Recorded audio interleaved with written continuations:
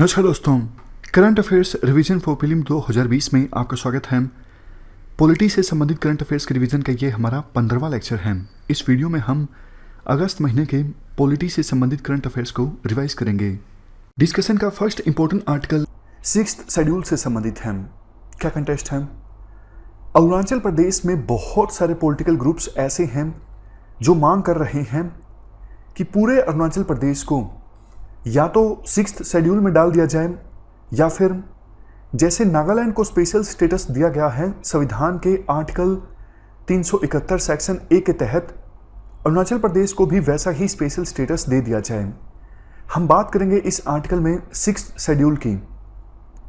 देखो, संविधान के आर्टिकल 244 के तहत 6th शेड्यूल में 4 राज्य असम, मेघालय, त्रिपुरा, मिजोरम, इन 4 राज्यों में जो ट्राइबल एरियाज हैं उन ट्राइबल एरियाज के एडमिनिस्ट्रेशन से संबंधित प्रोविजंस हैं।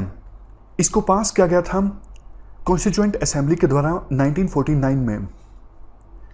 देखो, ये जो 6th शेड्यूल है इसके अंदर प्रोविजन ये है, इन 4 राज्यों के अंदर असम, मेघालय, त्रिपुरा, मिजोरम, इन 4 राज्यों के अंदर जो ट्राइबल पॉपुलेशन रहती है उनके इंटरेस्ट को प्रोटेक्ट करने के लिए ऑटोनोमस डिस्ट्रिक्ट काउंसिल्स इस्टेब्लिश की जा सकती हैं। अभी तक देखो, इन 4 राज्यों में 10 ऑटोनोमस डिस्ट्रिक्ट काउंसिल्स इस्टेब्लिश की जा चुकी हैं।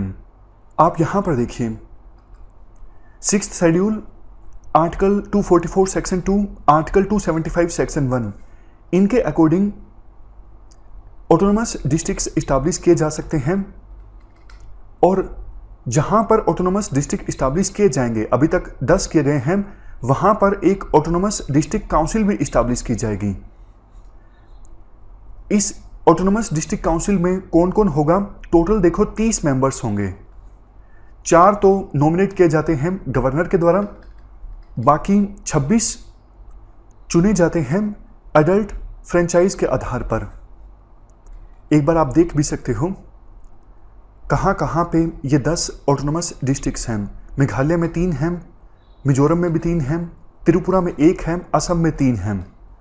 तो मांग ये चल रही है वेरियस पॉलिटिकल ग्रुप्स के द्वारा कि अरुणाचल प्रदेश के सभी डिस्ट्रिक्ट्स को डाल दिया जाए इस 6th शेड्यूल के अंतर्गत, मतलब सभी डिस्ट्रिक्ट्स को ऑटोनोमस डिस्ट्रिक्ट्स का दर्जा दे दिया जाए और हर एक ऑटोनोमस डिस्ट्रिक्ट में ऑटोनोमस डिस्ट्रिक्ट काउंसिल इस्टेब्लिश होती है, जैसा आपको पता है। थोड़ी सी और इन्फॉर्मेशन डिस्कस कर लेते हैं। देखो, जो इलेक्टेड मेंबर्स होते हैं ऑटोनोमस डिस्ट्रिक्ट काउंसिल में, जिनकी संख्या होती है 26, इनका कार्यकाल होता है 5 साल का। जबकि जो 4 नॉमिनेटेड मेंबर्स होते हैं ये तो ऑफिस में रहते हैं जब तक गवर्नर की प्लेजर है, गवर्नर चाहे तो उन्हें कभी भी हटा सकते हैं। इसके बाद हर एक ऑटोनोमस रीजन की अलग से एक रीजनल काउंसिल भी होगी। और पावर्स की बात करें, ऑटोनोमस डिस्ट्रिक्ट काउंसिल के पास पावर क्या क्या होगी? विलेज कोर्ट्स इस्टेब्लिश की जा सकती हैं ऑटोनोमस डिस्ट्रिक्ट काउंसिल के द्वारा अपनी ज्यूरिडिक्शन में, ताकि ट्राइब से जुड़े जो केसेस हैं उनकी सुनवाई हो सके। नेक्स्ट, ऑटोनोमस डिस्ट्रिक्ट काउंसिल के द्वारा कानून बनाए जा सकते हैं किन सब्जेक्ट्स पर? Land, forest, fisheries, social security, entertainment, public health, इन सब इश्यूज़ पर, लेकिन गवर्नर की अप्रूवल लेने के बाद। लास्ट में देखो एक बहुत ही इंपॉर्टेंट बात, पार्लियामेंट के द्वारा या फिर स्टेट लेजिस्लेचर्स के द्वारा जो कानून बनाए जाते हैं वो तभी लागू होंगे इन ऑटोनोमस रीजन्स में जब प्रेसिडेंट या फिर गवर्नर अपनी अप्रूवल देते हैं। तो ये हमने आर्टिकल डिस्कस किया 6th शेड्यूल के बारे में। चलते हैं आगे। आर्टिकल इलेक्शन कमिश्नर से संबंधित है। क्या कंटेक्स्ट है? Former finance secretary Rajiv Kumar, इनको इलेक्शन कमिश्नर अपॉइंट किया गया है। देखो, हमारे संविधान के आर्टिकल 324 से 329 के बीच में जो आर्टिकल्स हैं वो इलेक्शन कमीशन की पावर्स, फंक्शंस, टेन्योर, एलिजिबिलिटी, इन सब से डील करते हैं। हमारे देश में इलेक्शन कमीशन में 3 मेंबर्स होते हैं, चीफ इलेक्शन कमिश्नर के अलावा 2 और इलेक्शन कमिश्नर्स। इनकी संख्या इंक्रीज भी हो सकती है, मतलब अभी इलेक्शन कमीशन में चीफ इलेक्शन कमिश्नर के अलावा 2 और इलेक्शन कमिश्नर हैं, टोटल 3 इलेक्शन कमिश्नर हैं। बट इनकी संख्या इंक्रीज भी हो सकती है, डिक्रीज भी हो सकती है। पहले सिर्फ इलेक्शन कमीशन में एक ही इलेक्शन कमिश्नर हुआ करते थे, लेकिन 1989 में एक एक्ट आया, इलेक्शन कमिश्नर एक्ट 1989। उसके बाद संख्या इंक्रीज हो गई, एक बार तो फिर से डिक्रीज कर दी गई थी संख्या, लेकिन अर्ली 1990s में इलेक्शन कमीशन में 3 इलेक्शन कमिश्नर होने लगे और तब से लेके अभी तक इलेक्शन कमीशन में 3 ही इलेक्शन कमिश्नर हैं।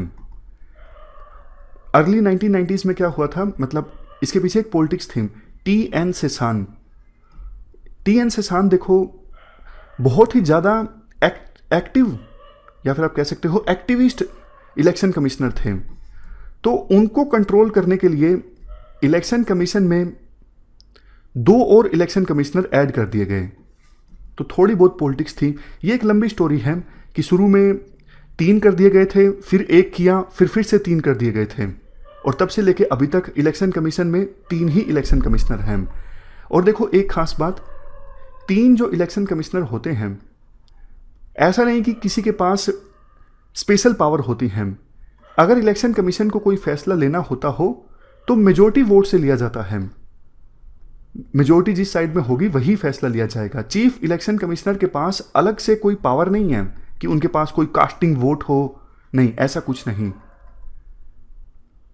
और एक और जिस पे क्वेश्चन बनता है वो ये है, देखो चीफ इलेक्शन कमिश्नर को अगर हटाना हो तो मेथड ठीक वही है जैसे सुप्रीम कोर्ट के जज को हटाना हो, बट बाकी 2 इलेक्शन कमिश्नर्स को हटाना हो तो उनके लिए मेथड सिंपल है, ज़्यादा मुश्किल नहीं है।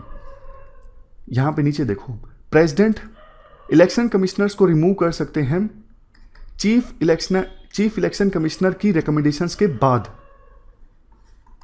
समझ गए? तो हटाने का क्राइटेरिया अलग है, ये बात आप याद रखिएगा। एक और बात आपको बताता हूं, 2008-9 में क्या हुआ था, उस समय चीफ इलेक्शन कमिश्नर थे एन गोपाल स्वामी, और इलेक्शन कमीशन में एक इलेक्शन कमिश्नर थे नवीन चावला। तो एन गोपाल स्वामी ने रेकमेंड कर दिया कि दूसरे जो इलेक्शन कमिश्नर हैं नवीन चावला, इनको हटा दो। तो सुप्रीम कोर्ट ने ये क्लैरिफाई किया था कि भैया सिर्फ आपकी रिकमेंडेशन पे नहीं हटाया जा सकता, आपसे पूछना होगा। मतलब यहाँ पे जो ये बात लिखी गई है ना, can remove the election commissioners based on the recommendations, इसका मतलब ये नहीं है कि आप बिना पूछे रिकमेंडेशन दे दो कि इनको हटा दो और सरकार हटा देगी, मतलब प्रेसिडेंट हटा देंगे। आपसे पूछा जाएगा, सरकार की मर्जी है, आपकी मर्जी नहीं चलेगी। आप अपने आप से नहीं डिसाइड कर सकते कि अब इन्हें हटा देना चाहिए। तो ये सुप्रीम कोर्ट ने क्लैरिफाई किया था। तो ये मेन बातें हैं जिन पर क्वेश्चन बनता है। बाकी तो देखो ये सिंपल चीज़ें हैं। कार्यकाल इलेक्शन कमिश्नर का होता है 6 साल का या फिर 65 साल की उम्र, दोनों में से जल्दी जो भी अचीव हो जाए कार्यकाल ख़त्म हो जाता है। Next article 5th world conference of speakers of parliament के बारे में है। क्या कंटेस्ट है, हमारे जो लोकसभा स्पीकर हैं उन्होंने 5वीं world conference of speakers of parliament को अटेंड किया। इस कॉन्फ्रेंस को देखो ऑर्गेनाइज किया जा रहा है इंटर पार्लियामेंट्री यूनियन और पार्लियामेंट ऑफ ऑस्ट्रेलिया के द्वारा मिलके, लेकिन यूएन का सपोर्ट भी हासिल है कॉन्फ्रेंस को ऑर्गेनाइज करवाने में। एम क्या है, मल्टीलेटरलिज्म को मजबूत बनाना। मल्टीलेटरलिज्म मतलब जब 2 या 2 से अधिक देश एक साथ आते हैं किसी प्रॉब्लम को एड्रेस करने के लिए तो उसे कहा जाता है मल्टीलेटरलिज्म। इसका एग्जाम्पल है यूएन। इसके अलावा एम ये भी है इस कॉन्फ्रेंस को ऑर्गेनाइज करवाने का, बेहतर वर्ल्ड बनाने के लिए विभिन्न देश आपस में कोऑपरेट करें। थीम क्या है, ये थीम है।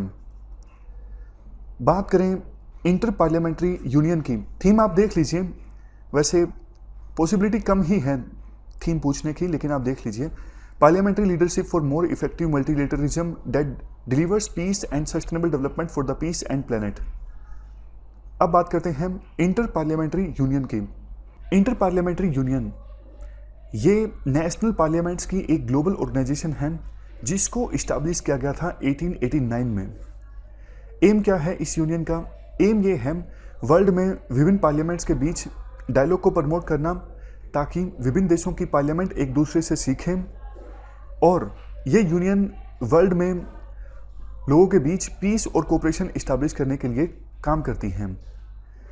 इंटर पार्लियामेंट्री यूनियन के पास यूनाइटेड नेशंस जनरल असेंबली में परमानेंट ऑब्जर्वर स्टेटस हासिल है। हेडक्वार्टर कहाँ है? जेनेवा, स्विट्जरलैंड में। तो इस डिस्कशन में फिलहाल इतना ही है। Thank you very much for discussion.